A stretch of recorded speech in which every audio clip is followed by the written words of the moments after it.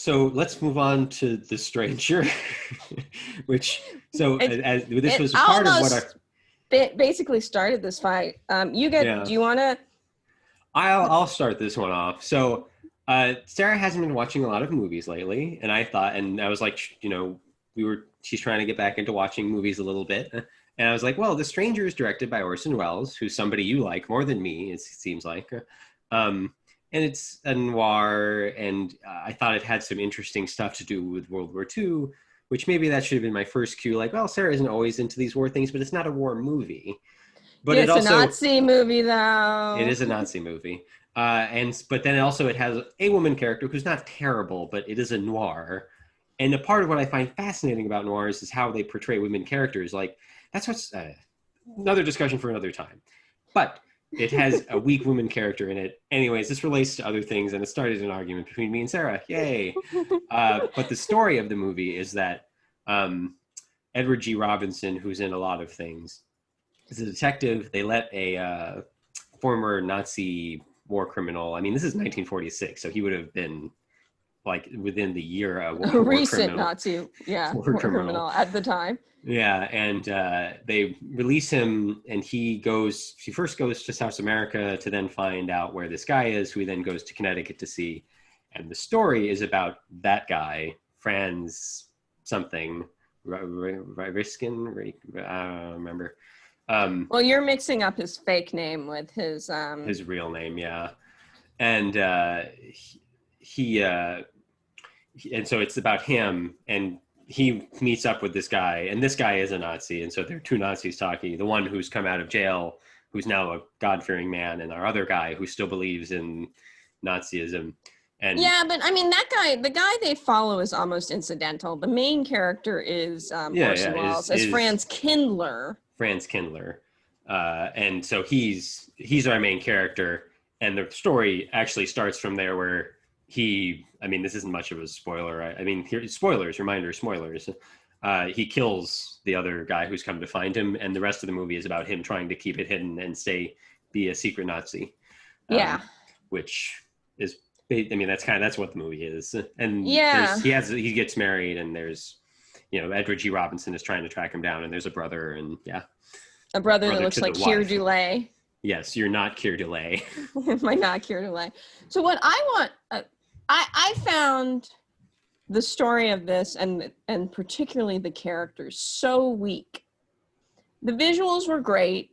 You felt like you were in small town New England, which is what it was. It was a small town, and the concept of there being a Nazi hiding there is certainly an interesting one, and just everything else about the story and the characters were just like, I didn't know what I was supposed to be getting out of it, and I wonder what you got out of it. Because there are like two interesting moments with her, because I guess let me set it up a tiny bit more for you, and then I'll let you answer my question. I do want to know the answer to it. But basically, we know for sure he's a Nazi. This is unambiguous because we watch him murder the man. He murders her dog and tells her that he does it. And then he lies to her and gaslights her a bit. And for some reason, even though Edward G. Robinson approaches the brother first and says, we cannot tell your sister what's going on, 15 minutes later, they tell the sister what's going on, who is wife to the Nazi. And it all becomes about whether she believes them or not and what she does about it.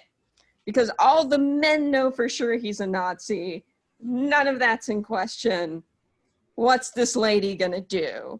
Which, like, potentially could be feminine and empowering, but it's really like, you don't know why she likes him. You don't know anything about her. She literally clutches her pearls at time. And to me, the only two interesting moments are when she loses her mind a little bit in both those moments. And it's like, one is when she's like, they tried to make me go against you, but they didn't. And then 10 minutes later, she goes against him and like comes to confront him and has him lift her up the ladder, which is like a nicely scary moment because is he just going to drop her? But then they fight and he dies. And Edward G. Robinson helps, and she shoots wildly and doesn't. And so those were the only two really interesting moments to me, story-wise, because the visuals were pretty good and it looked really nice. Except that that's not how checkers work. But we'll go past that. It was checkers, but it was just like really messy checkers. I don't know why they if they thought maybe was it supposed to be, because it was like. Anyway, I think it's just that some of the checkers looked like they'd been dropped on the board and like they weren't on squares, and more than one was on a square. The guy who's playing checkers is messy, and it's supposed to inform us of his character. Weirdly, later they were all where they went. I don't know. So what did you get out of that? So weirdly, this is a noir where the noir elements don't really work to me. Like, I remember now that I rewatched it, because I didn't watch the last 7 minutes, but I rewatched it before this because it's actually been a month or two since I saw it. And I remember that I liked it and I still like it. And I remember being like, yeah, it doesn't completely work. Like, the story doesn't make complete sense. And the characters are just sort of like, dolls pushing at each other, like nondescript dolls with no features pushing at each other. And so it doesn't fully work. The visuals are great because it's Orson Welles and whoever he worked with. I don't actually know the DP or any of that, but I looked him up. He'd worked on a million things. He's one of those. And so there's a really interesting aspect of visual storytelling. Like, there's this great shot. It's like, this is why I love some of these movies where it's like we see Edward G. Robinson and the brother talking to the vet doctor, or maybe he's just the doctor, the vet doctor, the vet or the doctor, I don't know. And they're talking about the dog. And so the camera then like moves out of the window and comes down onto the street where we see our depot man who plays checkers messily. And Edward G. Robinson and the brother come out, and then we follow them as they move through the square. And it's like, see, that's such a neat shot. I wish more movies did shots like that. I mean, they don't have to be all that kind of shot, but so the visuals definitely. Also, it's just, there's not, I'm curious how many noirs directly deal with Nazis. I can't think of any where it's like, and it's about Nazis. Like, I mean, many of noirs reference the war, because that's a lot of what noirs were. And so there's that.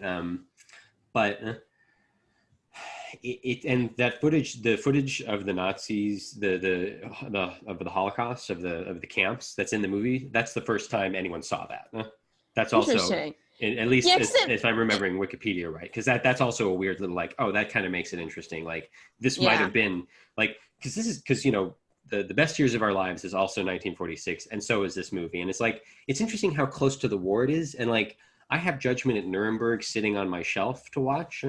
And like, there's a whole aspect of the war history that I don't know that well, that's all about finding the secret Nazis, the hidden Nazis. Yeah. And so that's what's interesting to me about it, is like, here's not Middle America, East America, small New England America. It's New England America.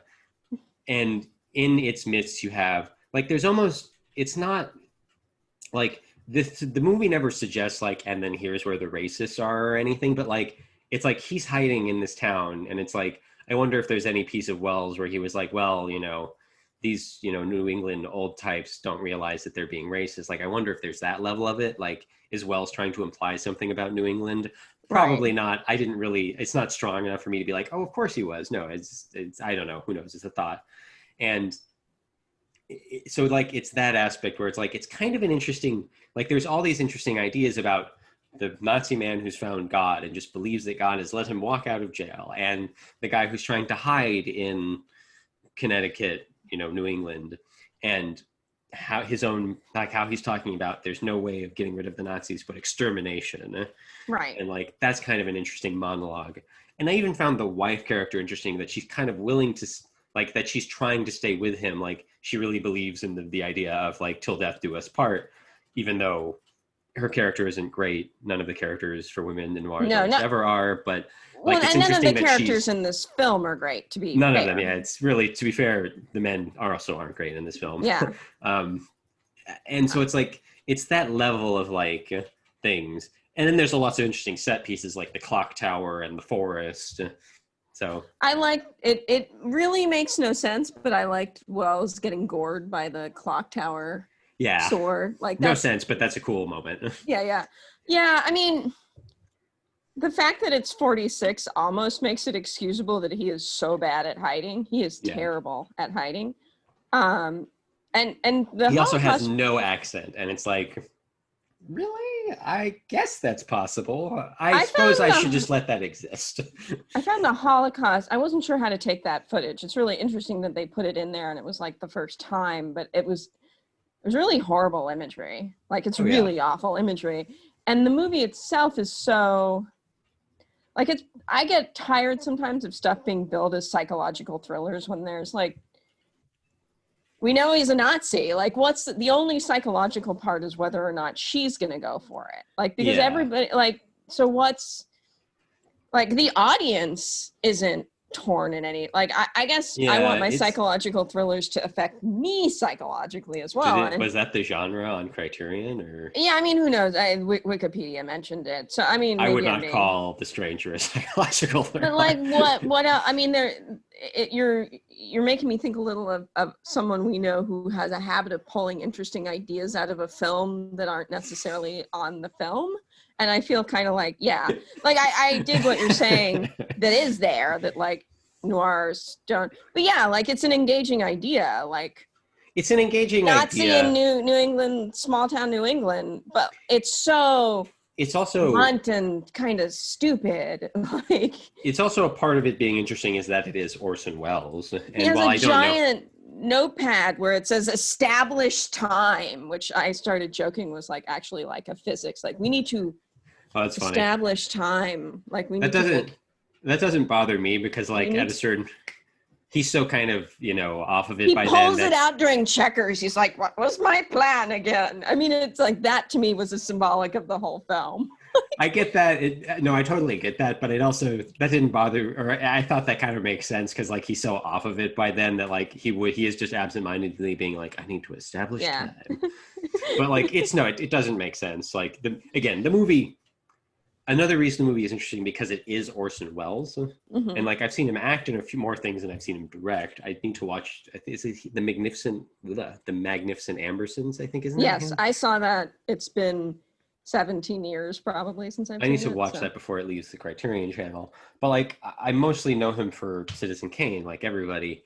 And it's just interesting that like this is something that's not that far removed from Citizen Kane. Yeah. And it's like it's I don't love, like Citizen Kane, we were talking about this earlier. Here's a movie that everybody can love away. It's not for me. I know I should love Citizen Kane. It's one of the best movies ever made. I agree with you. It's fucking great. It's not for me. I don't know. I don't know. I like silly. Citizen Kane the way I like a good classic novel that doesn't necessarily, like, it's just, I just appreciate, you so often appreciate filmmaking as we were recently fighting about. And I'm just kind of like, oh, someone shot this? Like, oh, someone did this deliberately? Well, yeah, when he says the thing and then he turns the fire off, like I feel like every film class and every film person everywhere talks about that, turning the fire off when nobody understands, whatever, I don't know. Like, anyways. But I just appreciate it as a piece of craftsmanship. And I actually think the story is strong in Citizen Kane. But that's a part of what's interesting to me even about The Stranger is like, why is The Stranger kind of a little more, like it really is just a noir at a certain point. Like there isn't, like the interesting parts are not the noir and it just is a noir at a certain point. And it's like, okay. I just wish they'd done more interesting stuff with what they had there. Yeah, it's an enjoyable film. Like I wouldn't, it's almost one of those less, like, because there's some really neat scenes and really neat moments, but it's one of those kind of less than the sum of its parts for me.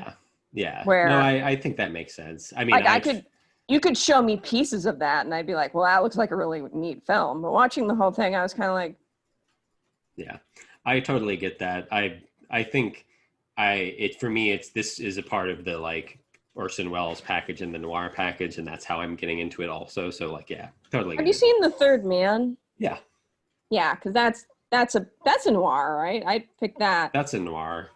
Wells didn't direct it, but he's one of the characters in it, and The Third Man is a really neat movie. Yeah, that's a good one. Yeah. Yeah. Anyways,